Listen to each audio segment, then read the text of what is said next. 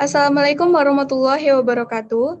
Kami dari kelompok 7 akan mempresentasikan final project IPK yaitu pembuatan database. Di kelompok 7 kami memiliki 3 anggota, yaitu saya sendiri Amelia Putri dengan NIM 2010-52-2010. Yang kedua, Gresa Fauzia Filiontina dengan NIM 2010-52-2047.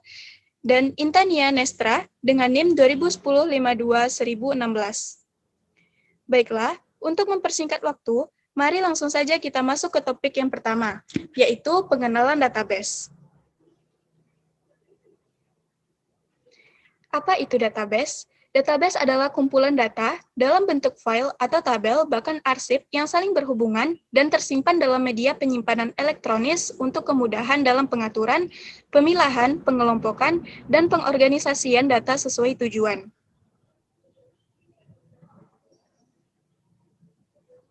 Apa fungsi database? Yang pertama, mengelompokkan data. Database bertujuan untuk bisa mengelompokkan data agar mudah dipahami. Yang kedua, duplikasi atau inkonsistensi, menghindari terjadinya duplikasi atau inkonsistensi data. Yang ketiga, mempermudah, memudahkan dalam menyimpan data, terutama data berukuran besar, mengakses, dan juga memperbarui, serta dapat menghapus data.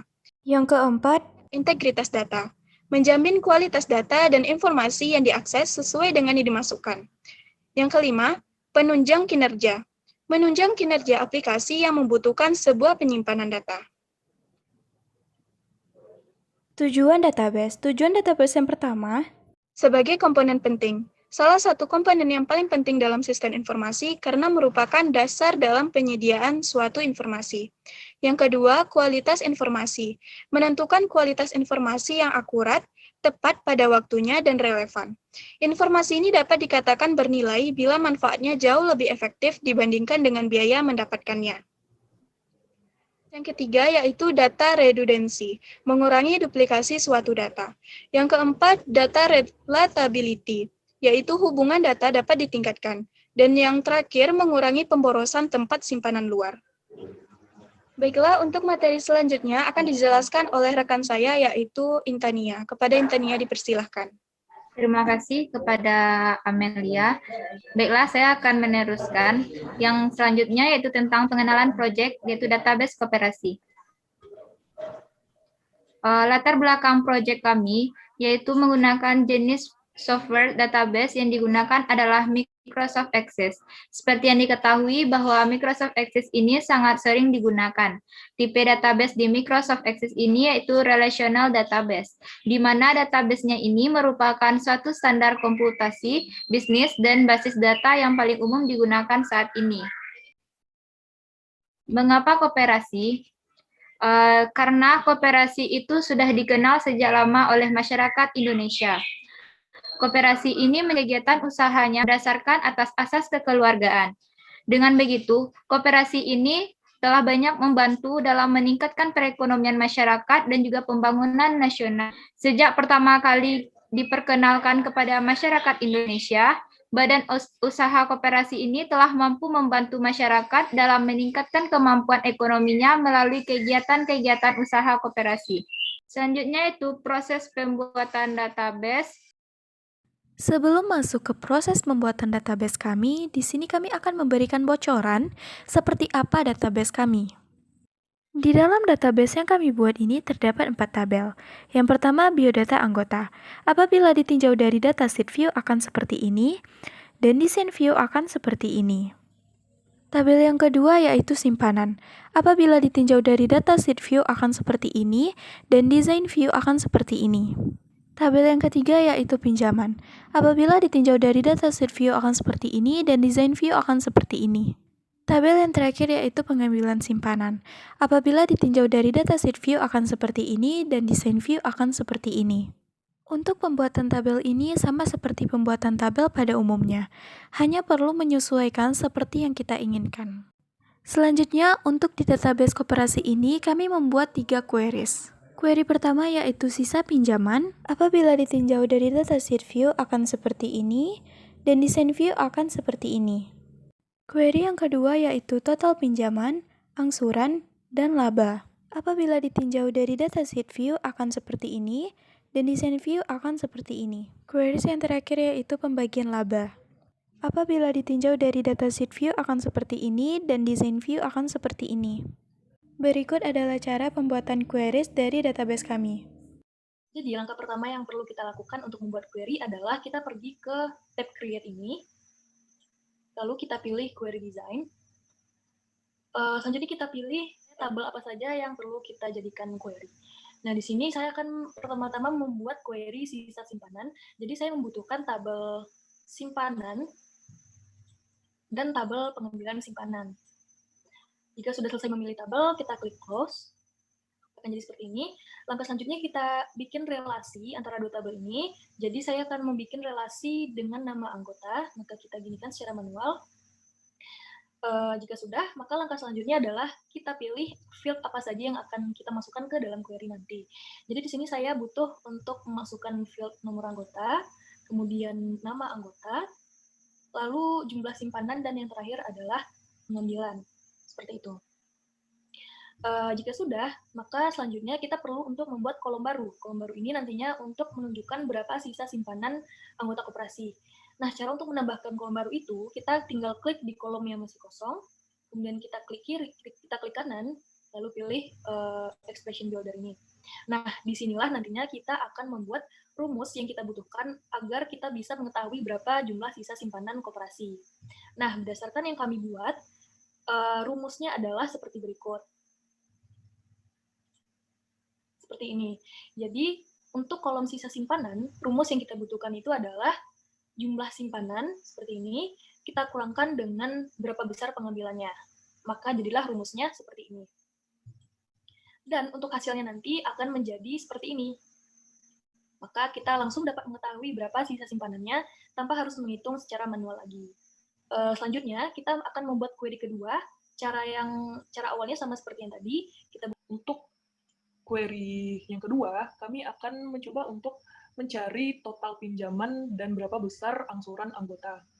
Jadi, pada query ini kami memerlukan beberapa field. Field yang pertama yaitu nomor anggota, kemudian nama anggota, selanjutnya berapa jumlah simpanannya, dan berapa lama pinjamannya dalam bentuk satuan bulan atau estimasi. Selanjutnya, kita perlu untuk menambahkan kolom baru. Kolom barunya itu diantaranya untuk menghitung berapa bunganya, berapa pinjaman totalnya, dan berapa angsuran per bulannya. Nah, yang pertama saya akan membuat tabel untuk menentukan berapa besar bunganya. Dalam proyek ini kami membuat atau menentukan besaran bunganya itu sebesar 10%. Maka untuk mencari bunganya, kita perlu merumuskan dengan bunga 10%, maka kita bisa mencari bunganya dengan cara mengalihkan jumlah pinjaman dengan besaran persennya. Di sini kami ubah bentuk persen itu menjadi desimal, sehingga bentuknya itu berubah menjadi 0,1. Kemudian kita bagi per tahun. Dalam tahun itu ada sebanyak 12 bulan, maka kita bagi menjadi 12. Sehingga rumusnya adalah jumlah pinjaman dikali 10% dibagi 12 bulan. Maka itulah rumus untuk besar bunga. Selanjutnya, kita pindah ke kolom baru. Kolom baru itu nanti akan menunjukkan berapa pinjaman total masing-masing anggota. Pinjaman total di sini maksudnya adalah pinjaman pokok ditambah dengan besarannya bunga yang sudah kita cari tadi. Nah, jadi kami merumusnya seperti ini.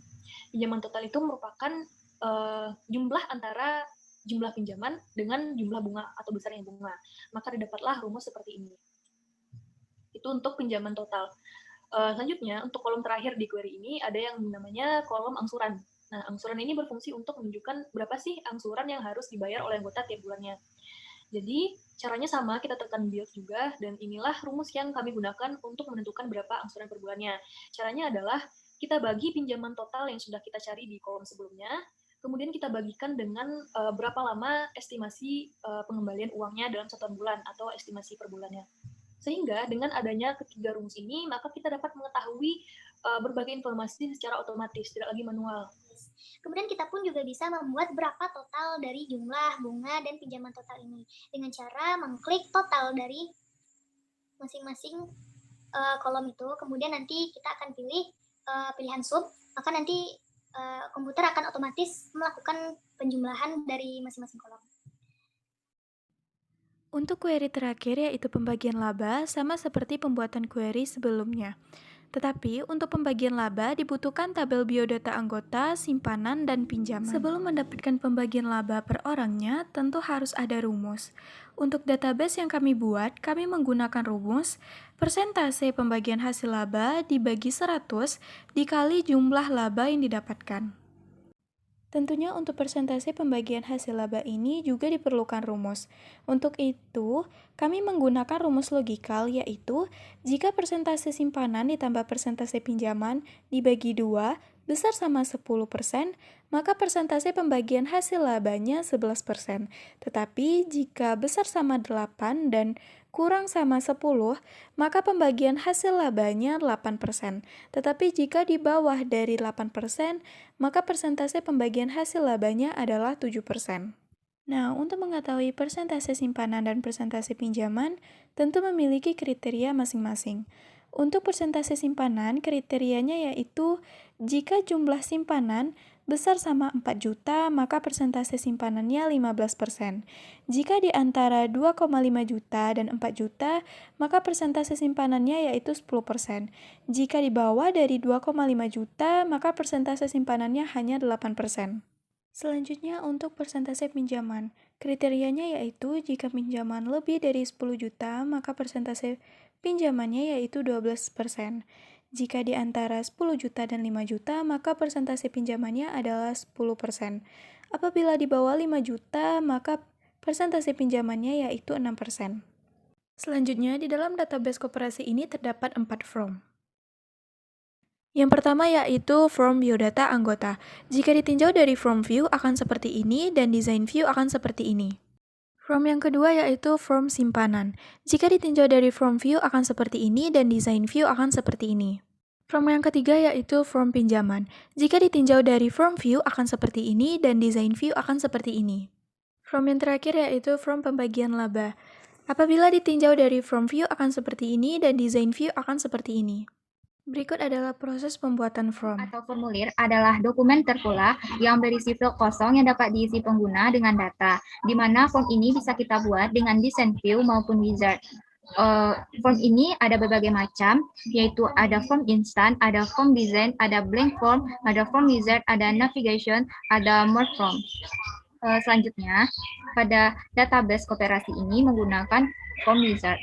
Langkah-langkah yang pertama, kita klik tabel biodata anggota yang akan kita buat di form, kemudian kita pilih create, kemudian kita pilih form wizard, kemudian kita pindahkan semua yang ada di kolom kiri ini ke kolom kanan.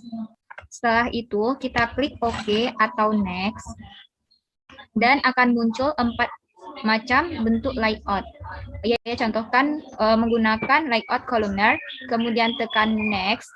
Untuk mengubahnya, kita bisa melakukan modifikasi, kemudian tekan finish, maka akan muncul seperti ini.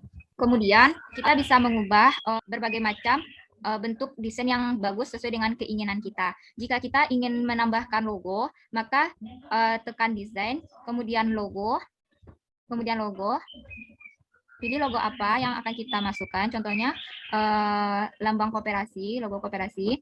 Kemudian kita bisa memperbesar,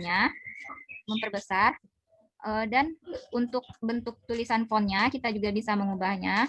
Misalnya kita ingin Times New Roman dengan ukuran 12, atau kita bisa mengubah warnanya, misalnya jadi biru tua, dan kita pertebal font hurufnya. Dan agar kelihatan lebih menarik, kita bisa menambahkan background. Caranya desain, insert image, misalnya kita menggunakan background koperasi, diklik, terus kita tekan format. Format ini tujuannya untuk mengubah background kita ke dalam size mode yang awalnya zoom, kita ubah ke dalam stretch. Kemudian kita perbesar. Karena hurufnya itu tertutup, maka caranya tekan arrange, kemudian send to back, maka akan muncul kembali tulisannya. Kemudian ini terlalu sedikit sekali ruangannya, saya perbesar.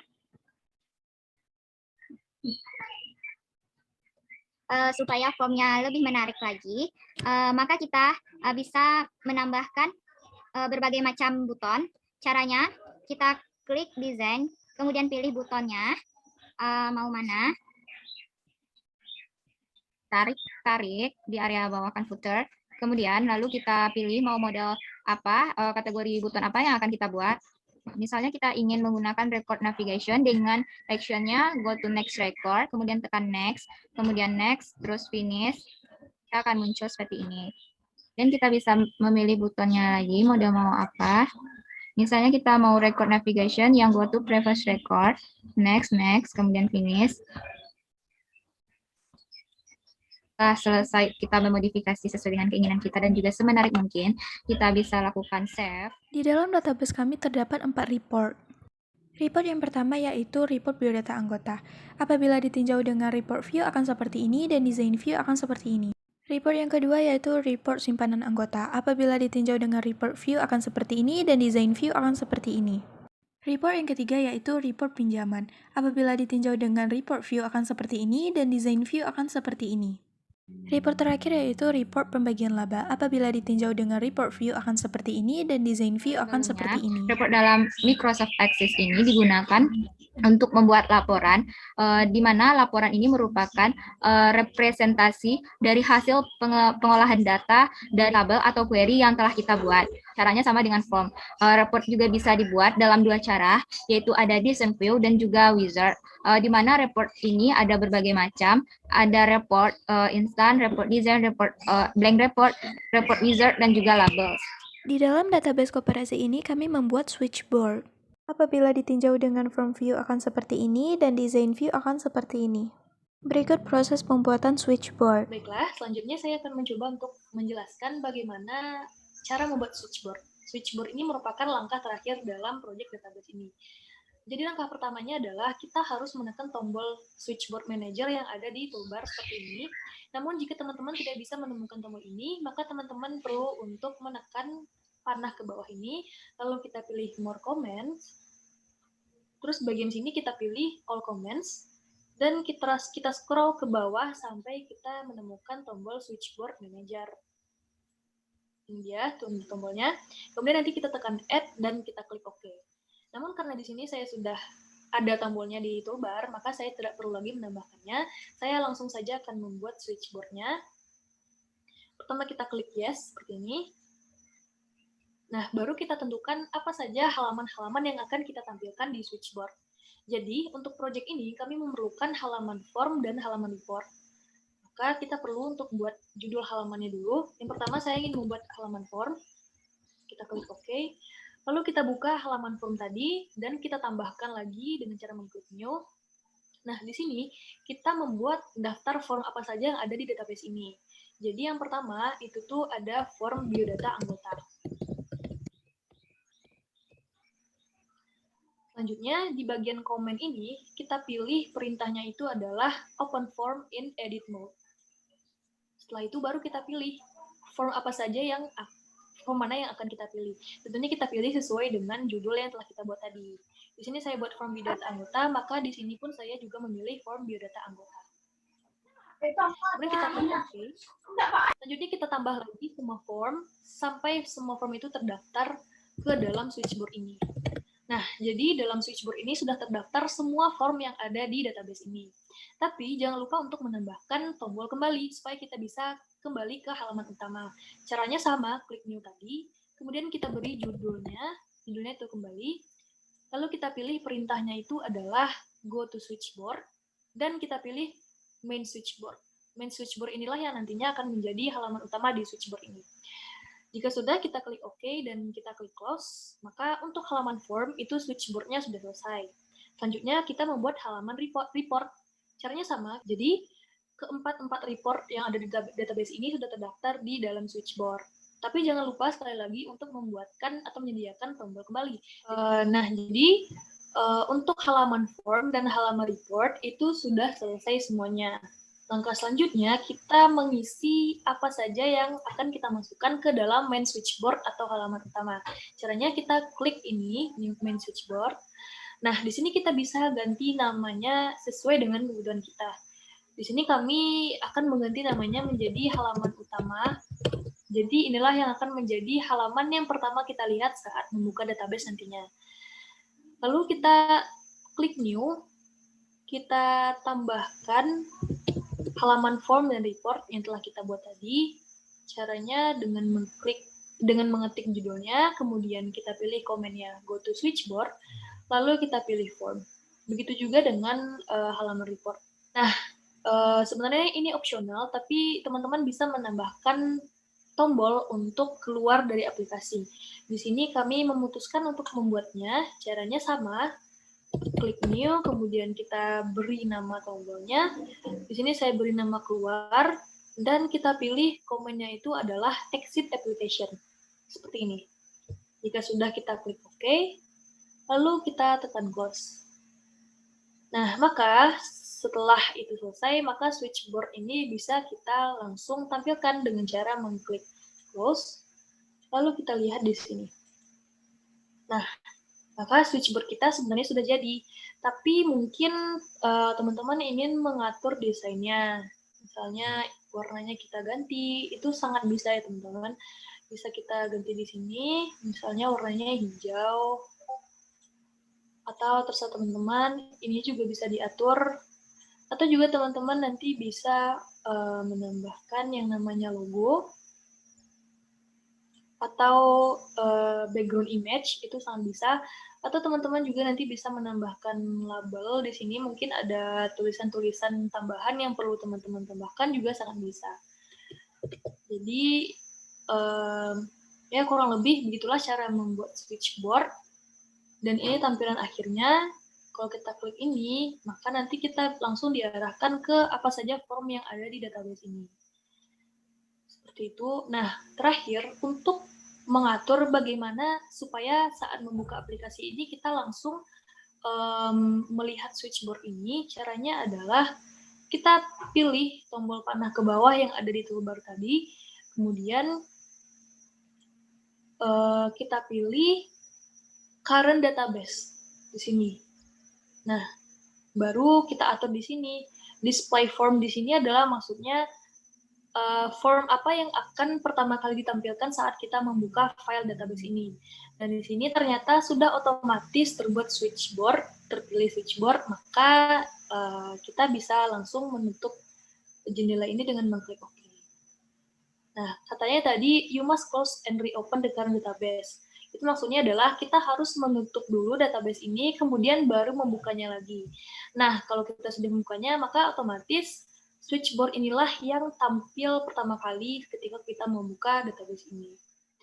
Selanjutnya yaitu keunikan dari database. Keunikan dari database kami, dalam database yang dibuat beberapa rumus, yaitu dalam query yang memungkinkan kemudahan bagi anggota koperasi dalam melakukan berbagai perhitungan. Baiklah, selanjutnya saya alihkan kepada rekan saya, yaitu kepada Kresa, dipersilahkan. Baiklah, saya akan melanjutkan tentang keunikan database yang disampaikan oleh Nia sebelumnya. Jadi, keunikan kami itu terletak pada query database ini. Dengan adanya rumus dalam query ini, maka anggota koperasi pun dapat mengetahui dengan mudah berbagai informasi. Informasi-informasi tersebut diantaranya yang pertama, Berapa sisa simpanan koperasi, total pinjaman per individu dan keseluruhan, besar angsuran yang harus dibayarkan anggota tiap bulannya, dan laba yang diperoleh masing-masing anggota. Selanjutnya, apa saja keunggulan dari database kami? Yang pertama, tentu saja database ini sangat informatif. query dalam database ini menyediakan berbagai informasi tentang arus simpan pinjam koperasi. Yang kedua adalah akurat. Informasi arus simpan pinjam koperasi yang diolah dalam database ini memiliki akurasi yang tinggi karena tidak lagi diolah secara manual sehingga dapat meminimalisir terjadinya human error. Kemudian yang ketiga adalah user friendly, di mana database ini dirancang dengan sederhana sehingga mudah untuk dipahami dan dioperasikan. Yang keempat, database ini memiliki kelebihan berupa desainnya yang menarik. Database ini didesain sedemikian rupa sehingga terlihat benar-benar menarik dan tidak membosankan. Kemudian yang terakhir yaitu supportive. Supportive maksudnya di sini adalah database ini dapat mendukung eksistensi koperasi di Indonesia karena merupakan sebuah inovasi yang dapat mempermudah berbagai aktivitas dalam koperasi. Selanjutnya, kreativitas dalam membangun proyek. berpikir kreatif itu lebih dibutuhkan daripada cara berpikir kritis. Kini kita hidup di era di mana banyaknya produk baru, teknologi, jenis pekerjaan, dan termasuk tantangan-tantangan dunia yang baru. Oleh karena itu, kita tidak heran lagi jika kini para pegiat koperasi itu dituntut untuk lebih kreatif agar bisa meraih lebih banyak manfaat dari perubahan-perubahan yang sedang berjalan pada saat ini. Kemudian dari pengamatan kami, banyak sekali koperasi di Indonesia tahu betul pentingnya kreativitas untuk keberlanjutan dan kesejahteraan anggotanya. Tapi yang terjadi justru sebaliknya, banyak pengurus koperasi yang merasa tim mereka tidak kreatif, dan parahnya, kita semakin kehilangan kreativitas seiring bertambahnya jumlah anggota koperasi. Oleh karena itu, kami akan membuat bagaimana cara yang mudah dalam menghitung SHU koperasi simpan pinjam yang benar dan cepat dengan menggunakan Microsoft Access dengan membuatkan project database koperasi ini. Saya kembalikan lagi kepada moderator. Baik, terima kasih kepada rekan-rekan saya yang telah menjelaskan proyek kita tadi. Semoga apa yang telah disampaikan dapat bermanfaat bagi kita semua. Amin, amin, ya robbal alamin. Baiklah, telah sampai kita di penghujung acara. Saya sebagai moderator memohon maaf atas segala kesalahan dan kekurangan. Akhir kata, wabillahi taufiq wal hidayah. Wassalamualaikum warahmatullahi wabarakatuh.